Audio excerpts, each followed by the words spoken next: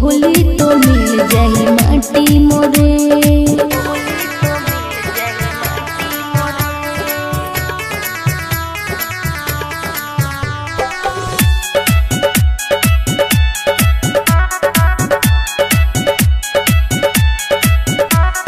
सीमा पवनी तो नात हो, गोली बंदूक लेके हाथ हो।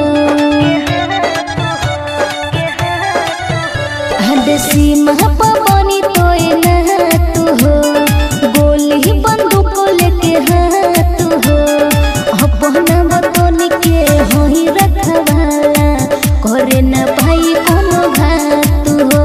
इहे दुईटी बदिनो डरती मोरे, जाती मेरे वाद सामने से कोडेले छाती मोरे, छाती मोरे।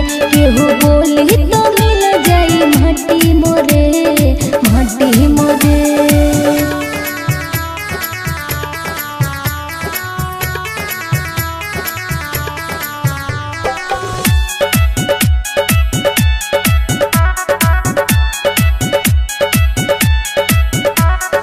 ले ले बनी हो मोठन हो, लहरी तिरंगा समान हो। ले ले बनी हो मोठन हो, लहरी तिरंगा समान हो। शर्मा सविता से भी टकराए, बुरा हो कि अनजाम हो। इह बाटल न बाटल कोनो जाति मोरे, जाति मोरे।